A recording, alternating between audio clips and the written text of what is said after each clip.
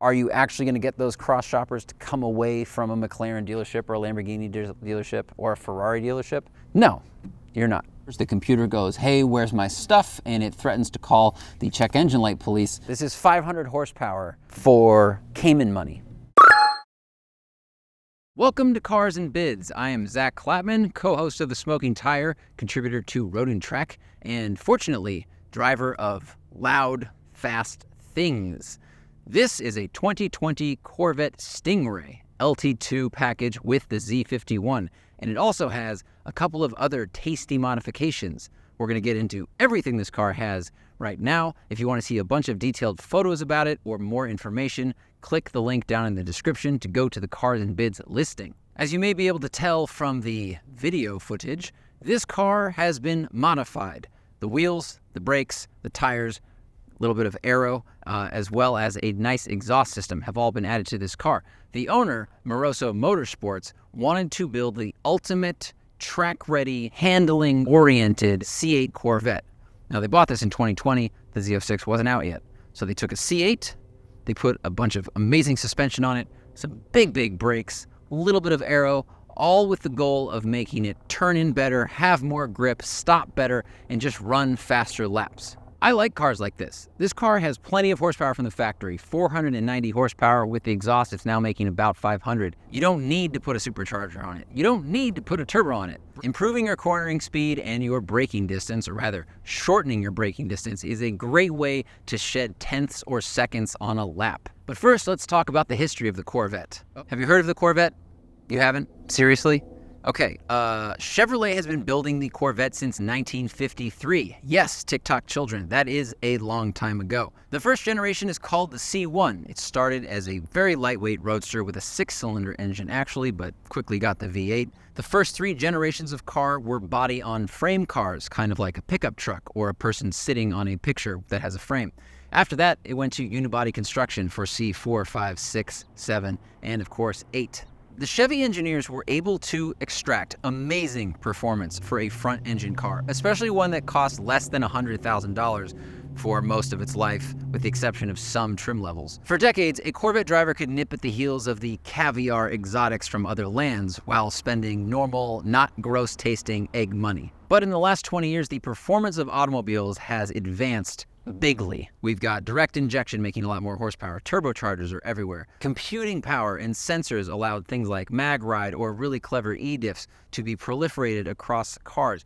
Everything got a lot faster, and that meant that the Corvette had to change. Some people were really mad about the engine moving. They said, oh, it goes against tradition and it's no longer a Corvette because a Corvette is a car with the engine in the front and noise in the back. Well, I think that a Corvette has been about making amazing performance numbers for not expensive money, and it did that for as long as possible. The fact is, the rest of the market of high-performance cars had been or went mid-engine. Ferrari, Lamborghini, McLaren, Porsche. Granted, a lot of those had already had mid-engine cars, but the Corvette was able to keep up with a lot of them, especially if you look at things like Le Mans. In the last 25 years, Corvette had won 9 Le Mans victories. They'd won like 150 individual victories at track events. They were really fast and competitive with the front-engine layout. But that slowed down around 2015. Good thing they were developing a C8. The idea of a mid-engine Corvette is not new. Far from it, actually. A Belgian engineer named Zora Arkus-Duntov was hired by Chevrolet to work on the very first Corvette. He came onto the program after it had already started, but he was very early on. He had been a bit of a performance driver. I think he'd raced a little bit, and he thought a mid-engine setup would be a lot better. But they already had the thing planned out, and you're not going to turn that ship. He made 2 prototypes called the CE-RV1 and the CE-RV2. They used it as like a test mule, and they tested suspension dynamics and other things from it, but basically, they were pretty set in their ways, and you can't blame them. Chevrolet had been making cars for, 50 years. The cars had the engine in the front. It's what they knew, it's what they had the tooling for, and to their credit, it's pretty much what everybody was doing. Ferrari didn't have a mid-engine race car till 1960, and they didn't sell a mid-engine road car until, I think, 1967 with the Dino. Duntov spent 23 years with Corvette, and he kept trying to nudge them to make the mid-engine car. In fact, they made about 11 mid-engine prototypes in the last 60 years. They kept looking at it, but It's hard to make the business case. The front engine cars were really fast. They did well on racetracks. They sold well. People liked them. Why would you change that? But after 7 generations, I think they've hit the performance wall. They can't go any faster to 60. They can't corner any faster, really. The polar of inertia with the front engine car is very slow, which means the car won't rotate as quickly as it would with the engine in the middle. And I think Chevy wanted to take a little bit of money and maybe a couple victories away from their mid-engine competitors. Yes, the other cars that are sold with the engine in the middle tend to be a lot more expensive. So are you actually going to get those cross shoppers to come away from a McLaren dealership or a Lamborghini dealership or a Ferrari dealership? No, you're not. But what you are going to do is continue to make them mad when your sub-$100,000 car almost keeps up with a bunch of them. After all, this is a mid-engine car with a V8 for about $65,000 starting price. There is no other OEM in the business, no other large OEM, I'll say, that sells that much performance in this kind of package for that price. This is 500 horsepower for Cayman money. As I said, this car has the Z51 package. Depending on which level of car you get, the Z51 package adds different things. It can add stiffer regular springs, it can add mag ride. You do get bigger brakes, more aggressive tires, better cooling. Most importantly, you get an electronic differential. That is such a must-have if you're buying a C8 Corvette. Getting a C8 without the Z51 package, in my opinion, is a waste of time. It's going to sell better when you want to sell it, and if you do any kind of performance driving. All of those parts I just mentioned are very important. This car, on the other hand, has had the suspension, wheels, tires, and brakes switched out. So you're not getting the Z51 bits for those individual parts. But what you are getting are the cooling and the differential, and you want those things. I left the hood popped open, which is a good segue to showing you the Frunk, which is pretty sizable. You can fit a carry-on bag in here, camera case in my case. Big enough for those things, too small to hold a Doug. That's the Frunk. The engine is, of course, a small block V8, 6.2 liters. It is an evolution of Chevy's deservedly famous LS architecture. This is called the LT2. It's naturally aspirated, of course. This makes 490 horsepower at just under 6,500 RPM and 465 pound-feet of torque around 5,000 RPM. That's 40 more horsepower than the C7 made, and this, with the added-on MagnaFlow modular exhaust system, makes about 510 horsepower. That adds about 18. Nothing's been done to this engine, which is good, because it means it's still covered by the warranty, and it should last a really long time. Chevy small block engines, I mean, they are not as durable as cockroaches, but it's probably what the cockroaches will drive around once we're all gone. The only thing you'll see back here are these little KW modules. These were installed because this car came with mag ride. As I said, it has the Z51 package. It had the mag ride system, which can ride like a cloud. Amazing, amazing technology. But when you take it out and you put in coilovers, the computer goes, hey, where's my stuff? And it threatens to call the check engine light police unless you put on a module like this that says, no, don't worry. It's still there. It's like in Indiana Jones, which is a movie, children from long ago, where he takes this golden statue and he switches the weighted theft sensor with a bag of sand, hoping to trick the security mechanism, which is basically a big rock. So technology has changed quite a bit. One cool thing about this engine versus the previous Corvettes is that all of them come with a dry sump lubrication system. With previous cars, that came on some of the trim levels, or it came on the Z06, but not on the regular car. With this, they all have a dry sump. Dry sumps maintain a constant oil pressure, which preserve the life of the engine, especially during high cornering G loads. If you're going around a racetrack in third, fourth, fifth gear, the lateral force is huge. I mean, if you were holding like a bowl of soup, all the soup would be on one wall and none would be over here. And a traditional wet sump system, which most of our cars have, you basically have the oil pickup pump like a straw that's reaching into that bowl. But when you go around a corner and the oil sloshes away from the straw, that straw just, in a high performance setting, when you're running a lot of RPM, if there's a moment where the straw gets no oil, your engine will not be very happy, and it might throw a hissy fit and it might just grenade itself. So having a dry sump system is awesome. And one other cool thing, this car has cylinder deactivation, which helps it achieve 24 miles per gallon on the highway. 24 miles per gallon highway isn't amazing. Some of the other Corvettes in the past have gotten 28, 29 miles per gallon, but considering the fact that this car was kind of benchmarked against a 458 Ferrari, and that got 17 miles per gallon highway, this is a good improvement. I have driven a number of these C8s, and I have to say, on the highway, they are absolutely excellent grand touring machines. Between the mag ride, the front visibility, and the overall comfort and design of the seats, they're one of my favorite cars to grand tour or drive long distance. Now, this one, of course, has aftermarket suspension. We have KW variant 5s on it, which are very expensive, very incredible. But in this current setup, a little bit stiff, so it won't be as cloud-like on the highway as the mag ride. However, the owner of this car explained that the KW V5 is a very adjustable setup.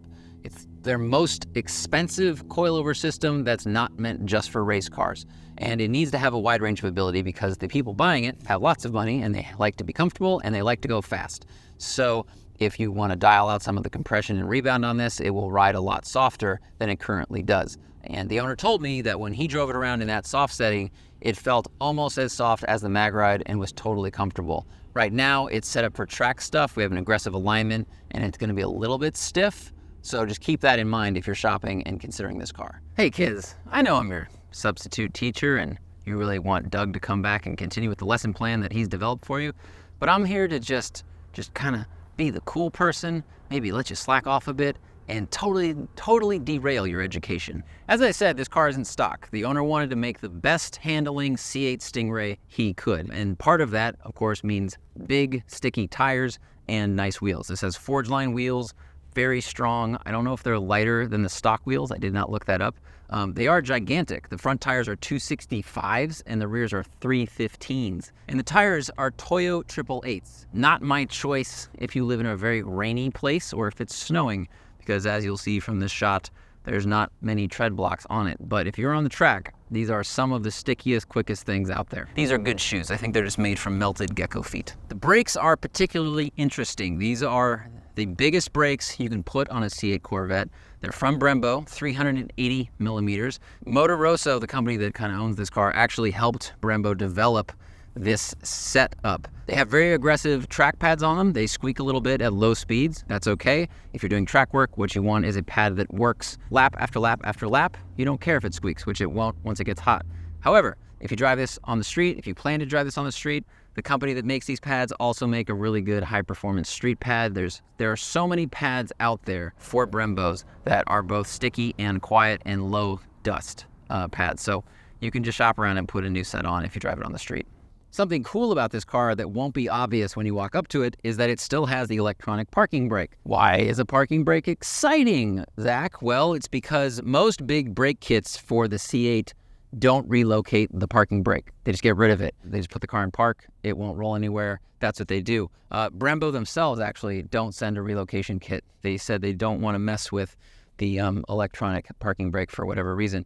But Motor Rosso developed their own relocation kit. It's a CNC printed bracket, and it has all the necessary things you need to move that parking brake back here. It also has a spacer for that e-brake caliper because the new rotor is a little bit thicker. And what that allows them to do is have a parking brake, which I like. I like having redundancy when it comes to the system that keeps a car from rolling down a hill. So got a parking brake back here and these giant calipers. They nicknamed them Alien Fist. Kind of looks like something that Batman would throw at somebody when he's, fighting crime and causing concussions and I think technically committing assault, but all in the name of justice. Anyway, as I said, what I like about this car is it has plenty of go from the factory, and what this person added is more stopping power and more cornering ability.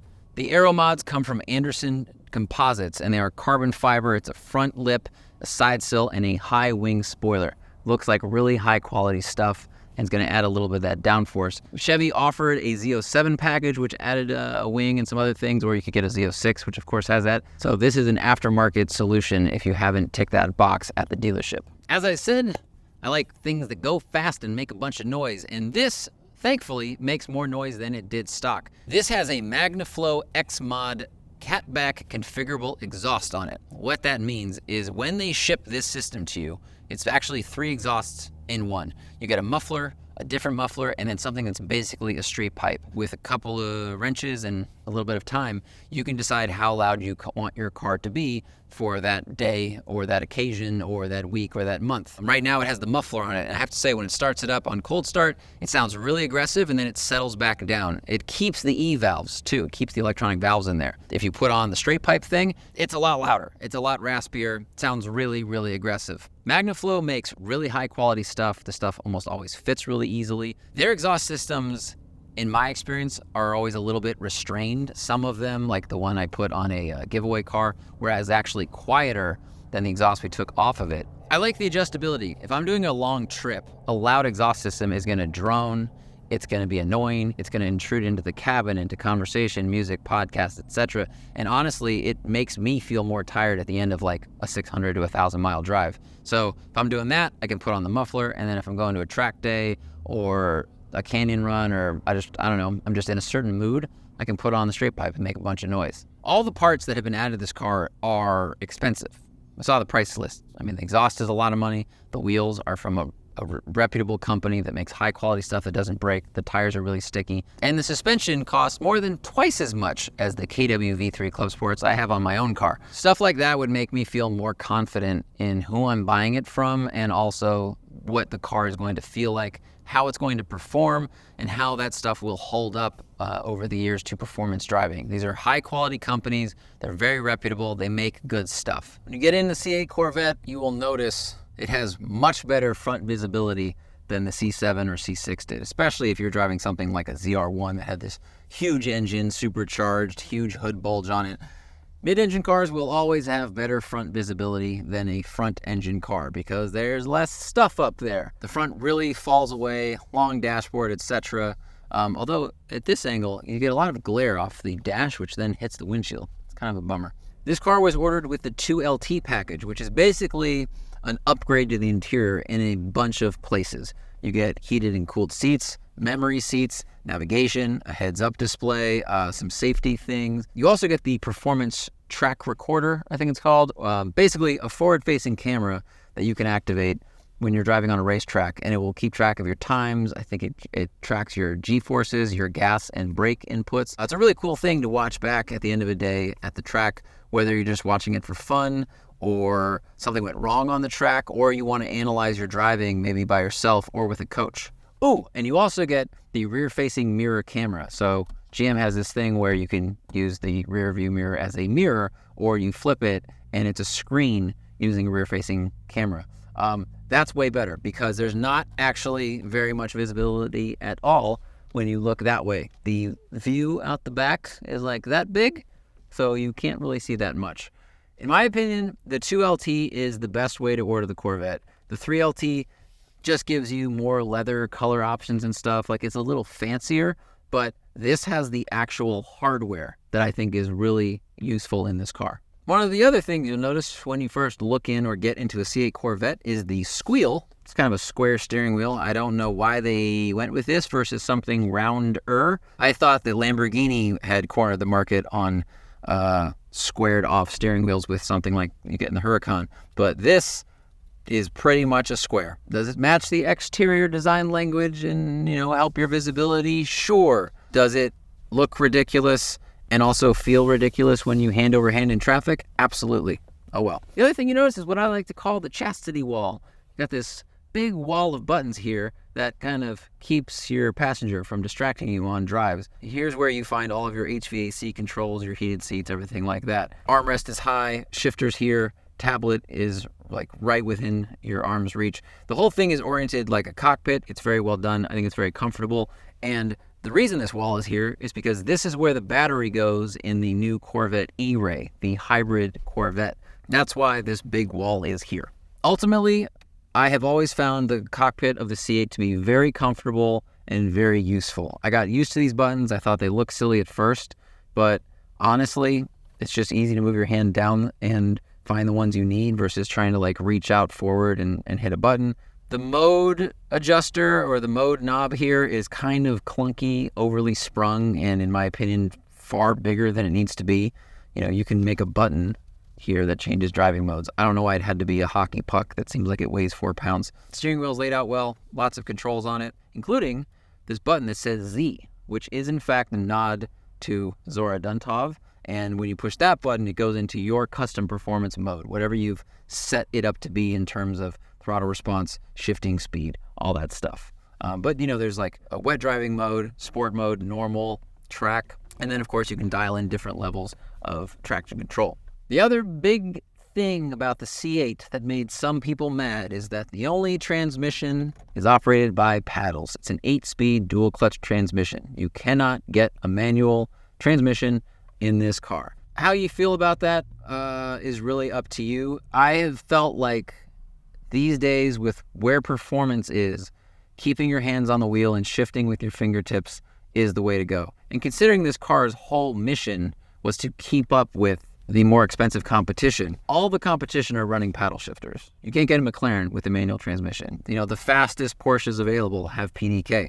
Tremec, who have built the excellent 6-speed transmissions in Corvettes, in the Mustang GT350R, the Mustang Mach-1, the current Dark Horse, they make transmissions that work well, hold power, and feel great. They basically reverse engineered Porsche's PDK, and the resulting 8-speed in this is awesome. It shifts fast up, it shifts quickly down, it's smooth in automatic mode, it rev matches really well, it's on target with the rev matching, the RPM lands right where it needs to be so that the downshifts are smooth. This is what you want from a paddle shifted transmission, and for a first effort, I am very impressed. Lastly, this car has the T-tops, so you want to pop this off, open yourself up to the wind and the sun and the whatnot, you can do that and you can put the top in the back. Me, I like coupes, I'll keep the roof on. But I do like that he wrapped the roof in black. I think it looks cool. But now it's time for the fun part. We're going to drive it and see how all of these parts add up on the C8 Z51. Such a good transmission. Tremec built this thing, 8-speed dual clutch, shifts really quickly, and considering this is their first real effort in a dual clutch, very impressed. They benchmarked the PDK from Porsche, which is basically the gold standard of paddle shifted transmissions, and they did an excellent job. I have loved this transmission in performance driving and just on the road doing GT stuff. Now, as you might be able to hear, it's a little loud in here. We've got a couple of noises. We got a little bit of exhaust noise from the MagnaFlow system. It drones a little at like 2,500, but if we get up, we go to 8th gear, you don't have to do that anymore. I was at 4th. And then there's some tire noise. Those Toyo 888s are not the quietest thing on the road. That's because their job is to be really, really sticky on the track or on the road, which they are. They have these huge tread blocks, and the cuts across them are almost perpendicular to the direction of travel. So it's going to have like a little bit of a hump to it. But the owner of this car wanted to make it the best handling C8 he could, not the quietest C8 he could. If you wanted to, you could go with a slightly narrower tire or change the tires if you're doing a lot of street driving to something like a Michelin Pilot PS4S, and it would quiet it down a lot. This is set up for track work. Now I'm driving this in sport mode because I wanted to test the transmission, which as I said is shifting nice and quick. But if I want to get rid of some of that road noise, turn the mode knob, go to touring mode, that electronic valve in the MagnaFlow system closes, and now we basically lost all the exhaust noise completely. And we're still in 7th gear. We go to 8th gear, we're not even going fast enough. Went to 8th gear, the RPMs would drop even more. So that is a wonderful thing about, one, technology. The fact we have electric exhaust valves right now is so helpful. You can really have your cake and eat it too when it comes to noise. And second, the fact that MagnaFlow system keeps that. They don't get rid of it. So excellent work. Look, the ride is a little bit stiff, but it hasn't been as stiff as I expected. I've driven a new 911 GT3 or the GT3 RS. Those both ride more firmly than this. They really bang you around. This is surprisingly good. One of those benefits you get with a mid-engine car is the wheels are way out there. They can really control the motion of the wheel well. KW did a really good job with this. And as I've said, if you want to soften things up, you can turn those knobs and you can dial back that compression and the rebound damping, and you can make it ride more like a street car. So if this is on the stiffer side of things, I feel pretty confident saying that you can make this a really comfortable, like daily driver / canyon car, no problem. Now I push Z mode, shout out to Zora Arkus-Duntov, and now the shift points are a little bit higher, the exhaust valves is open, and let's just give it a little taste. Just a little taste.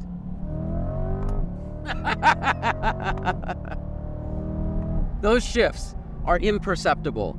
The thrust is endless. This car is fantastic from the driver's seat. The C8 is honestly so impressive. Corvette really did it again. They tried to make budget performance, and they did a great job at it. And as I've said a couple times in this review, from a driving perspective, this is one of the best cars available right now. It really is. It can take you 1,000 miles in comfort. Gas mileage is okay for a sports car. The transmission is made by a great company. It shifts quick up and down. It does what you want. Car is fast. Aftermarket support, tons of it.